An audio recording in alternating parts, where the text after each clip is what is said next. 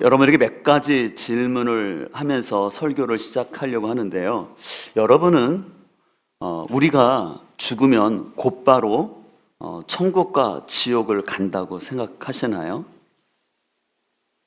또 한 가지 여러분들, 우리가 천국이라는 단어, 또 때로는 낙원이라는 단어를 우리가 겸하여 쓰고 있는데, 여러분들은 천국과 낙원에 대한 개념을 정확하게 이해하고 있는지 모르겠습니다.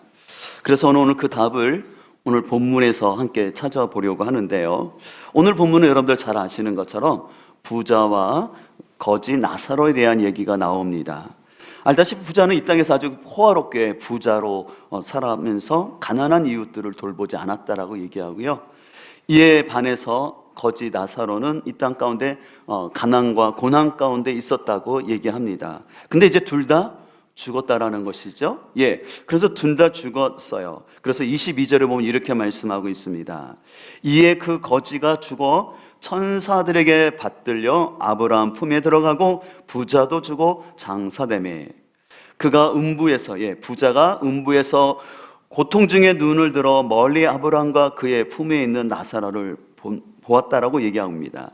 그 오면 부자가 음부에 들어갔다고 했죠. 이 음부라는 단어를요, 구약에서는 수월, 신약에서는 하데스라고 얘기하는데요. 구약 성경은요, 죽은 사람들이 최후 심판을 받기 전까지 머무르는 곳이라고 얘기하고 있고, 또 신약에서는 이곳이 고통스러운 곳이라고 얘기를 합니다. 자, 그래서 24절은 그 고통을 이렇게 표현하고 있습니다. 불러 이르되 아버지 아브라함이여 나를 궁히 여기사 나사로를 보내어 그 손가락 끝에 물을 찍어 내 혀를 서늘하게 하소서 내가 이 불꽃 가운데서 괴로워하나이다 라고 얘기합니다. 지금 음부에 있는 이 부자는 얼마나 괴로운지 그 나사로의 손끝에 좀 물을 묻혀서 내 혀를 시원하게 하다는 거예요. 굉장히 그래서 고통을 느낄 수 있다는 것을 볼 수가 있습니다.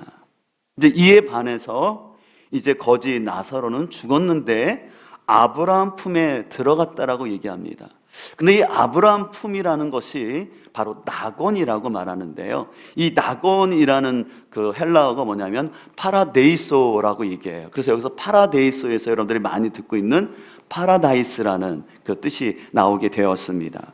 자, 그래서 이것은 뭐냐면 통치자의 정원이라는 뜻을 또 아브라함의 품이라고도 불러주는데, 중요한 것은 여기는 안식과 쉼이 있는 곳이라고 말씀하고 있습니다. 그래서 성경은요, 사람이 죽으면 그 육체는 땅에 묻혀서 썩지만 그 우리의 영은 낙원이나 반대로 음부에 간다고 성경은 말씀하고 있습니다. 그래서 이 땅에서 예수님을 믿고 구원받은 신자는 그 영혼이 낙원에 가서 쉼을 누리고 있다가 이제 예수님이 재림하실 때 그 재림과 함께 우리는 신령한 몸으로 변화되어서 이제 영원한 천국에 입성한다고 성경은 가르치고 있습니다. 그래서 고린도서 15장 51절은 이렇게 말씀하고 있는데요. 보라 내가 너희에게 비밀을 말하노니 우리가 다 잠잘 것이 아니요 마지막 나팔의 순식간에 호련히 다 변화된다라고 말합니다. 자, 그래서 나팔 소리가 나매 죽은 자들이 썩지 아니할 것으로 다시 살아나고 우리도 변화될 것이라고 말씀하고 있습니다. 그래서 고린도전서 15장을 부활장이라고 해서 이 부활의 의미가 무엇인지를 사도 바울이 아주 잘 가르쳐주고 있는데요. 사도 바울은 우리가 주님이 재림하실 때까지 먼저 죽은 사람들은 다 잠자고 있다라고 합니다. 이 잠잔다라는 것은 안식하고 있다라는 것이에요. 그러다가 이제 주님이 재림하시면 우리가 그 다시 새로운 몸을 입는데 그 몸을 부활체라고 말합니다. 근데 정확하게 어떤 몸인지는 알 수 없지만 일반 우리가 이 땅에 살고 있었던 육체와는 다른 아주 완벽한 모습의 부활의 몸을 가지고 우리가 천국에 들어갈 것을 얘기합니다. 근데 여러분, 우리가 천국에 들어갈 때 우리의 영혼만이 가는 것이 아니라 신령한 부활체를 가지고 들어간다라는 것은 그곳에서도 천국에서도 우리가 음식을 먹을까요? 안 먹을까요? 별로 이런 생각 안 해보시죠? 근데 예수님께서 그 말씀하셨어요. 제자들과 최후 만찬을 하시면서 내가 하나님의 나라가 임할 때까지 이 포도주 어떻게 한다 그랬어요? 마시지 않겠다 그랬죠. 이 말은 주님이 오신다면 어떻게 했다라는 겁니까? 마시겠다라는 거죠. 그리고 예수님이 부활하신 다음에 제자들과 함께 나타나셔서 예수님이 음식을 드셨습니까? 안 드셨습니까? 드셨잖아요. 그걸 보게 되면 우리도 부활하여서 주님이 주신 신령한 부활체를 가지고 천국에 가서도 음식을 먹을 수 있어요. 기뻐하십시오. 네. 우리 음식을 먹을 수 있던 거예요. 예. 자, 그래서 우리는 천국에서 음식을 먹을 뿐만 아니라 그 천국에서 우리는 아주 창조적이고 다양한 그런 일들을 통해서 즐거움과 보람을 누리게 됩니다. 우리는 흔히 천국에 가면 그냥 예배만 드리고 찬양만 드리니까는 얼마나 지루할까라고 사람들이 많이 선입관을 갖고 있어요. 근데 여러분, 우리가 천국에 가서는요, 하나님께서 우리에게 주신 은사에 따라서 우리가 일을 한다라고 말씀하고 있어요. 예수님께서도 그 달란트에 대한 비유를 통해서 또 누가복음에서는 고울에 대한 그래서 우리에게 10고을 다스리는 권세를 주시겠다고 말씀하셨거든요. 예. 그래서 우리가 하나님 앞에 천국에 가서 그냥 지루하게 가만히 그냥 예배만 드리고 막 그렇게 있는 것이 아니라 우리는 각자의 은사에 따라서 또 하나님을 섬기는 다양한 일을 하는데 거기는 즐거움이 있다라는 거예요. 어떤 분이 그러더라고요. 목사님, 천국에 가서 일을 해야 되나요? 내가 이 땅에서 하루 종일 일했는데 애들 돌보느라고 힘든데 천국에 가서 일한다니까 즐겁지 않다고 생각하는 거예요. 예, 근데 그럴 수밖에 없죠. 잘 모르니까. 근데 여러분들, 진짜 여러분 일을 하는 것은 그냥 내가 돈 벌기 위해서 일하는 거 말고요. 여러분들이 진짜 하고 싶은 일을 할 때 보람 있지 않습니까? 우리 작곡가들은 어때요? 고생하지만 내가 멋진 곡을 만들면 기쁘잖아요. 또 미술하는 사람들은 창작에 고통이 있지만 내가 멋진 작품을 만들면 기쁨이 있지 않습니까? 또 조각하는 사람들은 열심히 내가 피땀 흘려서 멋진 조각을 만들려면 기쁨이 있잖아요. 그와 마찬가지로 천국에서 일한다라는 것은 단순히 힘든 노동의 개념이 아니라 그 일을 통해서 기쁨을 누릴 수 있는 일을 할 수 있다는 것이죠. 그러니까 굉장히 천국은 다양하고 기쁨과 여러 즐거움이 있는 곳인 것을 우리가 알 수가 있습니다. 근데 이에 반해서 믿지 않는 자들이 가는 음부는 고통 중에 있다라고 얘기합니다. 그리고 고통 중에 그들은 있다가 이제 주님이 재림하실 때 그들은 심판을 통해서 영원한 지옥, 더 큰 음부에서도 고통을 느꼈지만 지옥에 가서는 더 큰 고통을 겪는다라고 말씀하고 있습니다. 그래서 요한계시록 20장 12절은 이렇게 말씀합니다. 또 내가 보니 죽은 자들이 큰 자나 작은 자나 그 보좌 앞에 서 있는데 책들이 펴 있고 또 다른 책이 펴졌으니 곧 생명책이라. 죽은 자들이 자기의 행위를 따라 책들에 기록된 대로 심판을 받으니 바다가 그 가운데서 죽은 자들을 내주고 또 사망과, 여기서 사망은 첫째 육체적인 사망을 말합니다. 또 음부도, 바로 믿지 않는 사람들이 가 있는 그 음부도 그 가운데 죽은 자들을 내주매 각 사람이 누구의 행위대로요? 자기의 행위대로 심판을 받는다라는 것이에요. 그래서 사망과 음부도 불못에 던져지니 이것은 둘째 사망 곧 불못이라고 말하고 있습니다. 바로 이 둘째 사망 불못이 지옥을 말하는 것입니다. 그래서 이 지옥은 왜 불못이라고 했냐면 꺼지지 않는 불이 영원토록 타오는 것, 그래서 그 불 가운데 고통을 느끼는 곳이 지옥이라고 성경은 표현하고 있습니다. 근데 중요한 것은 천국과 지옥을 결정하는 것은 생명책에 이름이 있느냐 없느냐로 결정된다고 말씀하고 있습니다. 그래서 이 생명책이라는 것은 단수로 기록되어 있어요. 그래서 이 땅 가운데서 회개하고 예수 그리스도를 믿음으로 영접한 사람, 그래서 오직 은혜로 구원받은 사람들의 명단이 기록된 게 생명책입니다. 이에 반해서 책들이라는데, 책들이니까 복수이죠. 복수니까 우리들의 모든 행위들이 기록되는데 여기에는 믿는 사람들 뿐만 아니라 믿지 않았던 사람들의 모든 행위도 다 기록되어서 믿는 사람들은 그 행위에 따라 상급이 달라지고, 또한 믿지 않는 사람들은 그들의 행위에 따라 고통의 종류와 강도가 달라질 것을 얘기하고 있습니다. 그래서 성경은 분명히 우리에게 상급이 있음을 얘기하고 있습니다. 간혹 어떤 사람들은 무슨 천국에서 상급이 있고, 그러면 누구는 뭐 많이 받고 누구는 적게 받으면 천국이 그렇게 뭐 비교하면 그 천국이 아니지 않느냐라는데, 아니에요. 우리가 세상에서 생각하는 것처럼 누가 높은 상을 받았다고 해서 시기하거나 비교하거나 그런 개념은 없어요. 우리는 중요한 것은 각각의 이 땅 위에서의 주님을 향한 섬김에 따라서 상급은 당연히 있다라는 거죠. 여러분, 그게 공정한 거 아니겠습니까?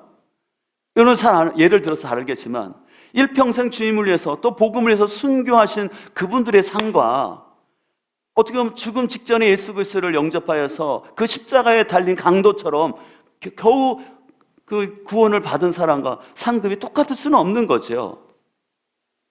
자, 그래서 여러분들, 천국에서의 상급은 차별이 아니라 공정한 보상입니다. 그렇기 때문에 누구도 비교하거나 불평하지 않는다라는 것입니다. 그와 동시에 아까 말한 것처럼 지옥도 각자의 행위에 따라서 다 다른 고통을 받는다라고 얘기하고 있습니다. 여러분들, 단테가 쓴 신곡이라는 작품을 읽어보신 분들이 있겠지만, 그 단테가 지옥을 어떻게 표현하냐면, 지옥은 9개 층으로 나눠져 있다라고 얘기합니다. 그래서 이 땅에서 사람들의 그 죄의 종류에 따라서 지옥에서의 고통이 다 다르다라고 표현합니다. 또 우리나라의 아주 대표적인 그 신학자이면서 총신대 대학원장을 역임하셨고, 또 우리 충영교회를 담임하셨던 신성정 목사님이 계세요. 제가 이분이 쓰신 평신도 신학이라는 책도 읽었는데요, 이분이 천국을 지옥을 경험하고 왔어요. 그래서 이분이 쓴 책이 내가 본 지옥과 천국이라는 책입니다. 근데 이 책이 왜 의미가 있냐면, 아까도 말한 것처럼 이 신성정 박사님은요, 아주 신학자로서 아주 대가예요. 그리고 평신도 신학이라는 책을 쓸 만큼 아주 조직신학적으로 뛰어나신 분인데, 이분이 이상한 걸 보고 얘기할 분이 아니잖아요. 그래서 자기가 본 걸 얘기하는 거예요. 특별히 이분이 그 신성정 목사님이 쓰신 그 내용 중에 지옥에 갔더니 그분이 아는 유명한 목사님들이 지옥에 왔다라는 표현을 쓰시면서 누가 거기 갔다라는 말을 하진 않아요. 근데 여러분들, 우리가 혹시 어떤 간증들을 듣잖아요, 유튜브에. 근데 여러분, 분별할 것은 뭐 지옥에 갔더니 누가 있고 천국에 갔더니 누가 없다, 또 천국에 누가 있다, 그런 것도 좀 조심 좀 해야 된다고 생각해요. 그러나 중요한 것은 분명히 하나님의 심판은 공정하게 이루어진다는 것이에요. 자, 그렇다면 여러분들, 지옥과 음부의 차이를 여러분들이 좀 구분할 필요가 있는데, 음부는요, 어떤 죄인이 그가 죄가 확정되기까지 기다리는 것이 여러분들 구치소죠. 근데 여러분, 죄가 확정되면 어디로 갑니까? 교도소를 가는 것이죠. 그래서 아까 말한 것처럼 음부는 하데스라고 하는데, 이곳에서는 죄가 확정되기 전까지 가지만 분명히 여기서 고통을 느끼는 곳이라고 성경은 말씀하고 있어요. 이에 반해서 지옥은 게헨나라고 말하는데, 이거는 음부보다 더 큰 고통인데 영원한 고통을 누리는 곳이 지옥이라고 성경은 말씀하고 있습니다.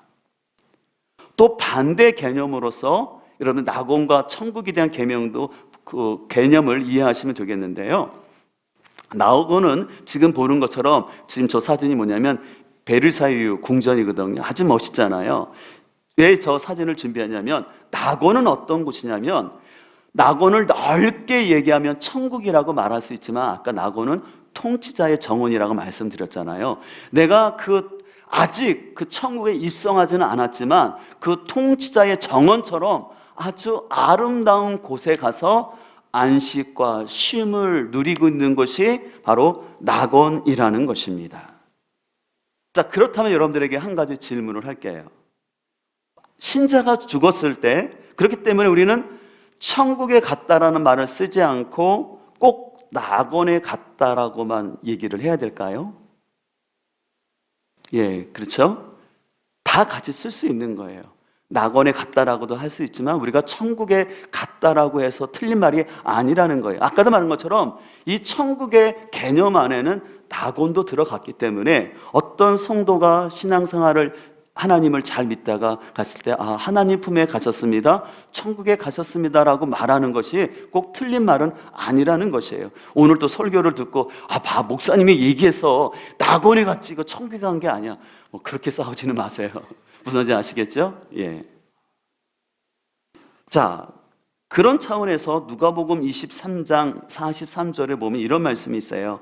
예수께서 이르시되 내가 진실로 내게 이르노니 오늘 내가 나와 함께 낙원에 있으리라 라고 말씀하시는데, 이 말씀 여러분들 잘 아시는 것처럼 예수님이 십자가에 달릴 때 그 한 강도는 예수님을 믿었지요. 그랬을 때 주님께서 뭐라고 말씀하셨어요? 내가 오늘 나와 함께 낙원에 있으리라고 말씀하셨어요. 그래서 여기서 이 낙원은 넓은 의미의 천국이라고 말할 수 있습니다. 자, 그러면 여기서 우리가 한 가지 질문이 생길 수 있죠.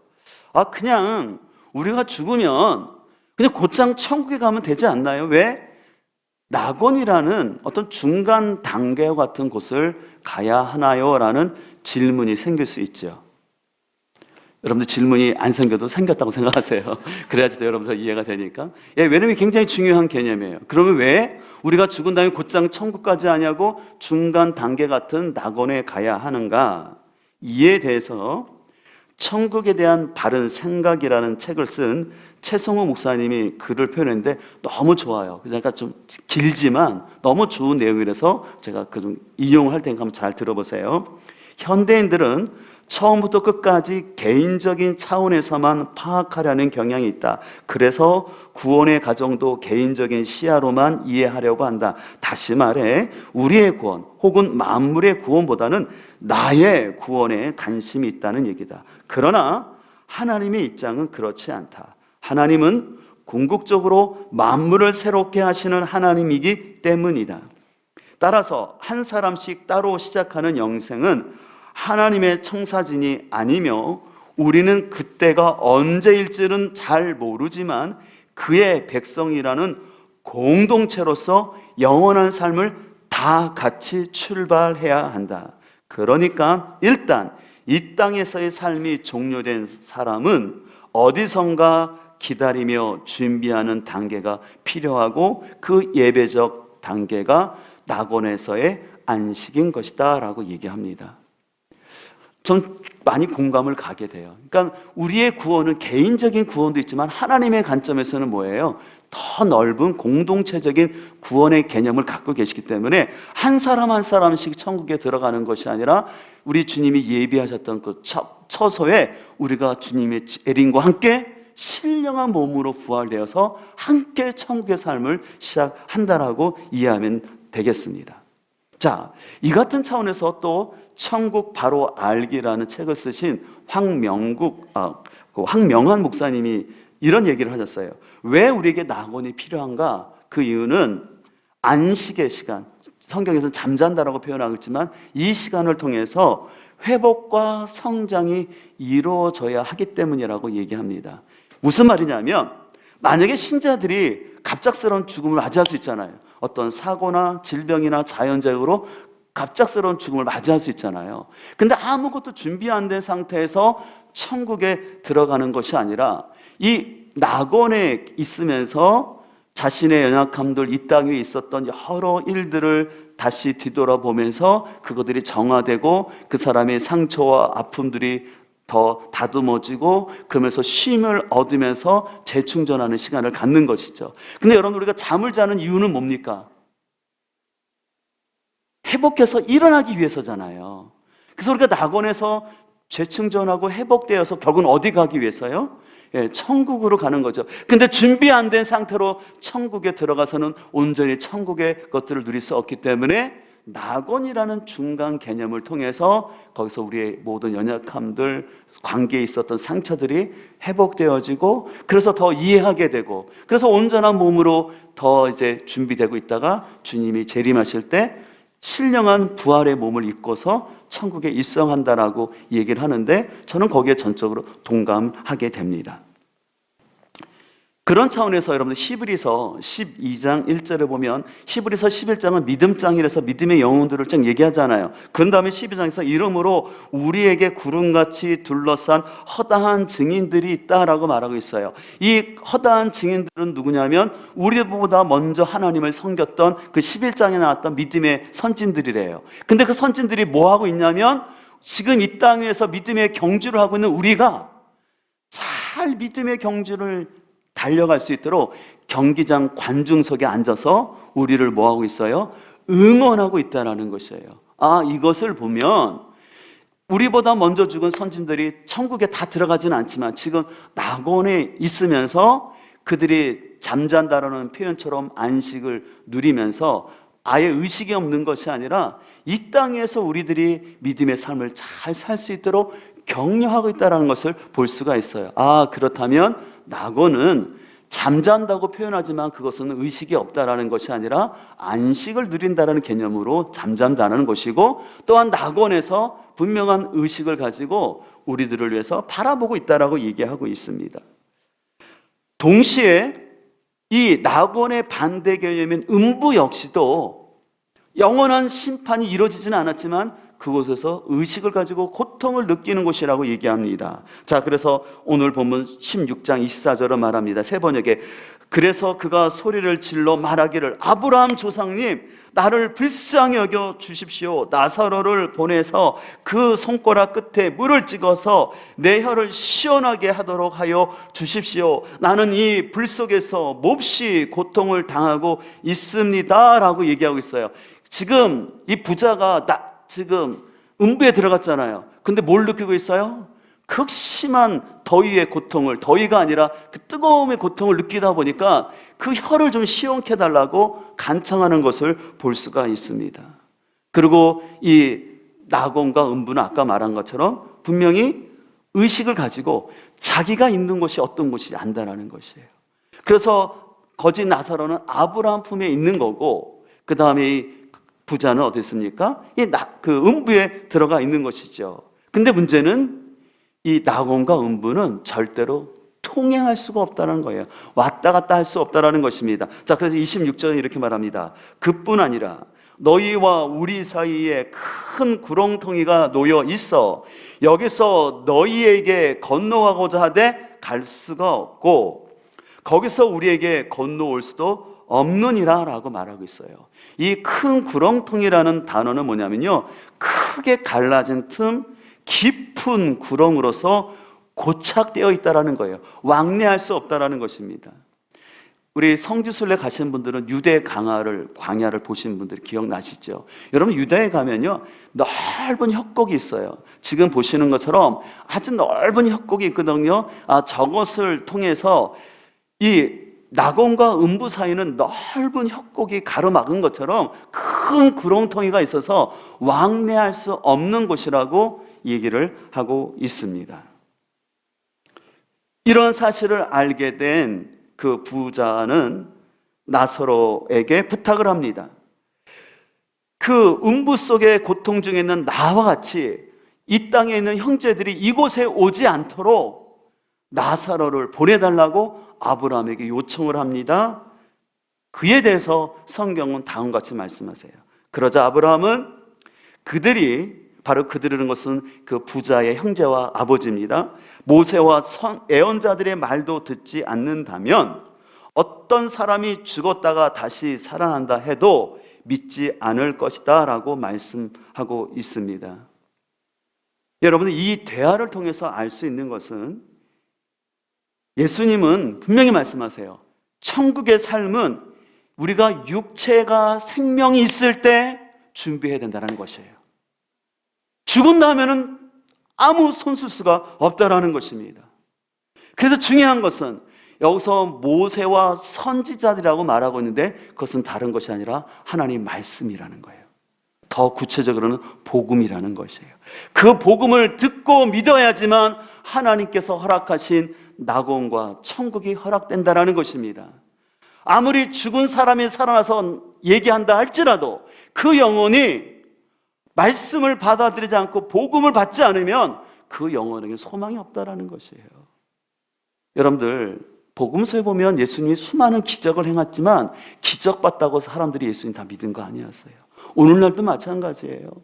어떤 사람은요, 진짜 하나님의 기적을 경험한 사람들이 있어요. 하나님께서 그의 병을 고쳐주는 사람도 있고요, 어떤 큰 어려움 가운데 있는 문제를 해결해주는 놀라운 기적을 체험해요. 근데 기적을 체험해서 천국 가는 것이 아니라 예수님을 믿어야 천국 가는 줄 믿습니다. 말씀을 믿어야 천국 가는 것이에요. 이 같은 차원에서 우리는 우리의 가족과 이웃들이 음부에서 고통 가운데 있다가 영원한 불못, 지옥에 가지 않도록 복음을 전해야 할 책임이 있음을 우리가 꼭 기억하길 소망합니다. 그래서 사도 바울은 고린도서 16장에서 이렇게 말합니다. 9장 16절, 내가 복음을 전할지라도 자랑할 것이 없으면 내가 부득불할 일이라 라고 말합니다. 만일 복음을 전하지 않으면 내가 뭐가 있을 것이다요? 화가 있다라고 얘기합니다. 사도 바울은 자신이 참 목회자요 선교사로서 끊임없이 복음을 전하게 수고하는데, 그것은 당연한 의무를 넘어서 내가 만약에 이 복음을 전하지 않으면 복음을 전하지 않는 책임이, 화가 나에게 있을 것이라고 바울은 얘기합니다. 그런 의미에서 구약의 에스겔 선지자 역시 에스겔 33장에서 다음과 같이 말씀하고 있는데요, 세 번역으로 한번 읽어드립니다. 너 사람아, 내가 너를 이스라엘 족속의 파수꾼으로 세웠다. 그러므로 너는 내가 하는 말을 듣고 나를 대신하여 그들에게 경고하여라. 가령 내가 악인에게 말하기를 너는 반드시 죽을 것이다 할 때에 내가 그 악인을 깨우쳐 주지 않거나 그 악인에게 말로 타일러서 그가 악한 길을 버리고 떠나 생명이 구원받도록 경고해 주지 않으면 그 악인은 자신의 행실 때문에 죽을 것이지만 그 사람이 죽은 책임은 누구에게 묻겠다고 그랬어요? 하나님이 너에게 묻겠다라고 얘기하세요. 그러면서 19절, 그러나 내가 악인을 깨우쳐 주었는데도 그 악인이 그 악한 행실과 그릇된 길을 버리고 돌아서지 않으면 그 악인은 자신의 악행 때문에 죽을 것이다. 그러나 너는 내 목숨을 뭐하여? 보존할 거예요. 왜 그럽니까? 책임을 다했기 때문에. 여러분, 이 말씀을 우리는 잘 기억을 해야 돼요. 그래서 우리는 내 신앙의 경력이 짧든지 길든지 아니면 내가 믿음이 크고 작든 간에 하나님께서는 우리를 각 가정과 직장과 내가 만나는 사람 가운데 파수꾼으로 세우셨다는 사실을 꼭 기억하길 소망합니다.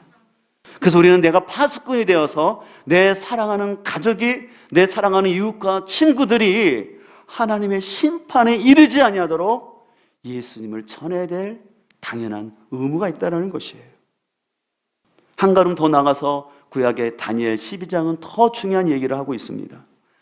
땅의 티끌 가운데서 자는 자 중에서 많은 사람이 깨어나 영생을 받는 자도 있겠고 수치를 당하여서 영원히 부끄러움을 당할 자도 있을 것이며 지혜 있는 자는 궁창의 빛과 같이 빛날 것이요 많은 사람을 옳은 대로 돌아오게 한 자는 별과 같이 영원토록 빛나리라 라고 말씀하고 있어요.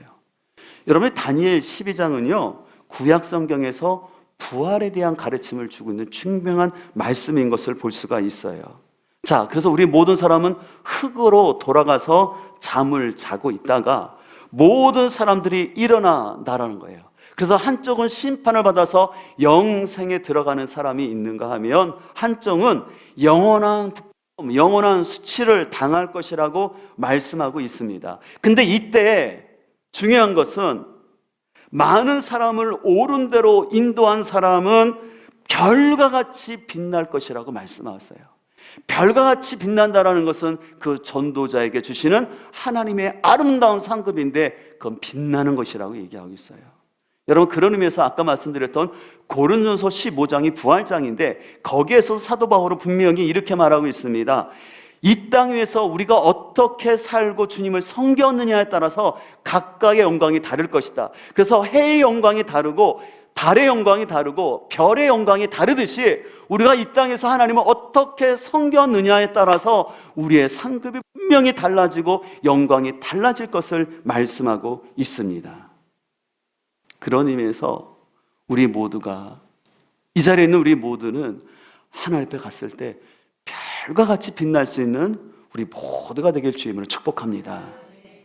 절대로 하나님 앞에 내가 너희 가정에, 너희 직장에, 네가 아는 그 사람의 파수꾼으로 세웠는데 너는 파수꾼으로서 너의 사명을 감당하지 않고 너는 잠잠하게 그저 너만 생각하고 너 먹고 사는 데만 집착하다가 너 이런 모습으로 하나님 앞에 왔다라고 그런 책망 듣지 않는 우리 모두가 되길 소망합니다. 그런 의미에서 C.S. 루이스는 여러분들이 잘 아는 스크루테이프의 편지에서 사단이 오늘날 어떻게 우리에게 거짓된 메시지를 전하고 있는지 사단의 전략을 다음과 같이 소개합니다. 그리스도인들 하여금 내세를 인정하게 하라는 것입니다. 천국과 지옥을 인정하게 하라는 거예요. 그 다음 말이 중요해요. 그러나 그것을 믿고 사모하지는 못하게 하라. 머리로는 오늘날 성도들에게 천국과 지옥이 있지, 그건 알게 하라는 거예요. 인정하게 하라는 거예요. 그러나 사람들로 하여금 천국을 믿음으로 바라보거나 그것을 사모하도록 하지는 말라라는 거예요. 여러분, 그것이 사단의 전략이에요. 여러분, 오늘날도 이 사단의 전략은 너무 강력하지 않습니까? 오늘날 많은 성도들이 천국과 지옥을 인정해요. 아니요, 새로는 천국과 지옥에 대한 메시지 싫어합니다. 제가 지난주도 말씀드린 것처럼 오늘 같은 시대에 자꾸 목사님 천국과 지옥 같은 말은 너무 거칠어요. 불편해요. 좀 더 교양 있고 좀 더 자기 개발할 수 있는, 우리의 행복을 추구할 수 있는 그런 말씀을 원한다고 사람은 얘기합니다. 그러나 아니에요. 우리는 분명히 천국과 지옥을 바로 알아야 할 줄 믿습니다. 계속해서 C.S. 루이스는 그의 다른 책에서 이런 말을 했습니다. 그러나 교회가 타락하여 대부분의 크리스찬들이 천국을 더 이상 생각하지 않게 되었을 때 기독교는 세상에서 그 힘을 잃고 말았다. 교회가 천국을 향하면 세상을 덤으로 얻게 될 것이다. 그러나 교회가 세상을 향하면 천국도 잃게 되고 세상도 잃게 될 것이다. 너무 통찰력 있는 말 아닙니까? 교회가 천국을 사모하고 천국에 대한 사모함을 가질 때 우리는 이 땅에서도 하나님 맡기는 사명을 감당하면서 세상을 얻을 수 있다고 말해요. 그러나 우리가 천국을 잊어버리고 이 세상에만 집착해 가면 우리는 결국 둘 다 잃어버릴 거라고 얘기하고 있습니다. 루이스가 마지막에 그랬잖아요. 교회가 배불러서 천국을 더 이상 생각하지 않을 때 교회는 세상에서 힘을 잃어버렸다. 여러분, 초창기 기독교가 복음이 전파될 때 고상하고 유익한 말 하지 않았어요. 어떻게 보면 참 거칠지만 예수 천당, 불신 지옥, 오늘날은 이렇게만 전하라는 건 아니지만 선명한 복음을 전할 때 하나님의 역사가 나타난 줄 믿습니다. 그래서 우리 한국교회 부흥기 때 보면은 그 우리 성도들이 얼마나 천국을 사모하면서 그 사모곡, 기대가를, 찬송을 많이 불렀어요. 천국에 대한 찬양을 많이 했어요. 근데 아이러니하게 우리가 더 잘 살고 부유하다 보니까 교회가 부흥하는데 천국에 대한 메시지는 우리는 자꾸 잊어버리고 어떻게 하면 여기서 우리가 어떻게 해서 자기 개발을 하고 성공적이고 아름다운 멋진 라이스한 삶을 살 건가에 대한 초점을 두고 있는데 우리는 그 방향을 돌이켜야 할 줄 믿습니다. 그런 의미에서 오늘날 우리가 다시 찾고 회복해야 될 단어는 천국인 줄 믿습니다. 이 세상에서의 성공만이 아니라 천국을 바로 알고 천국을 준비하는 이 땅의 삶, 내가 이 땅에서 어떻게 하나님 앞에 신실한 모습으로 살았느냐에 따라서 우리의 영광과 상급이 달라진다고 말하고 있습니다. 여러분, 천국을 사모하는 삶은요 절대로 이 땅에서 폐쇄적이거나 아니면 외톨이로 살 수가 없어요. 단순히 신비주의로 살 수가 없어요. 천국에서의 상급과 나의 변화될 모습을 바라보기 때문에 더 최선을 다해 살아가는 거죠.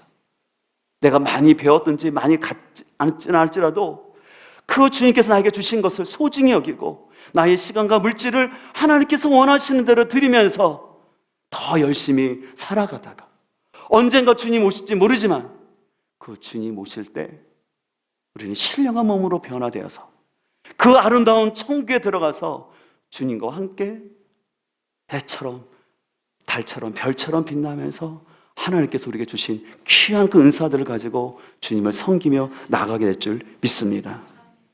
소망하는 것은 우리 공동체가 천국과 지옥에 대한 바른 이해를 가지고 천국을 사모하면서 참 이 좋은 천국, 이 자리에 있는 우리 모두가 갈 수 있기를 소망합니다. 우리뿐만 아니라 아직 이 사실을 모르고 있는 그 영혼들을 궁일한 마음을 가지고 겸손한 마음을 가지고 그들에게 복음을 전하여서 그들도 우리 주님과 함께 영원한 천국에서 안식을 누릴 수 있도록 깨어있는 파수꾼의 역할을 감당할 수 있는 저와 여러분들에게 소망합니다. 하나님께서요, 이 일을 참 기뻐하신다는 거 아세요? 제가 느끼는 것은 우리가 복음을 전고자 할 때 하나님께서 돕는 사람들을 보내주셔요. 제가 원래 실은 우리 박봉원 장로님 붕어빵 전도를 4년 전에 우리가 코로나 전에 하고 그냥 별로 생각을 안 했어요. 근데 연락이 됐어요. 근데 처음에는 지금 우리 시기적으로 어떨까 했는데 그런 하나님께서 계속 감동을 주셔서 박봉원 장로님 연락해서 우리 교회 와서 이렇게 집회를 했는데 참 많은 성도들에게 도전이 됐어요. 그리고 아까도 잠깐 광고 시간에 말한 건 거저에 대해서 오신 그 부부의 모습을 보면서 그 무당에서 변화된, 저는 그 박봉나 장로님을 너무 제가 존경하는 것은 그 코로나 시국에 그냥 TV 프로에 나왔던 어떤 한 사람인데 그냥 지나갈 수 있잖아요. 근데 그걸 놓치지 않고 참 저 영혼이 불쌍해서 그 팔남매를 둔 그 가정 엄마가 무당이 된 사실이 너무 안타까워서 그에게 복음을 전해야 되겠다고 2년 반 동안 거제도에 사시면서 그 영혼을 전도하는 그 마음, 하나님 귀하게 여기신 줄 믿습니다. 그리고 또 그 주인공들이 오늘 우리 교회 와서 간증을 하고 하는데 하나님께서 우리에게 주신 은혜인 줄 믿습니다. 저는 하나님이 우리와 함께 하시고 도와주신 줄 믿습니다. 우리가 여기에 동참하여 나아갈 때 한 사람도 방관자 없이 뭐 되겠어? 그런 마음이 아니라 깨어있는 영적 파수꾼이 되어서 하나님의 나라를 함께 이뤄갈 수 있는 우리 모두가 되기를 주 예수 그리스도의 이름으로 축복합니다.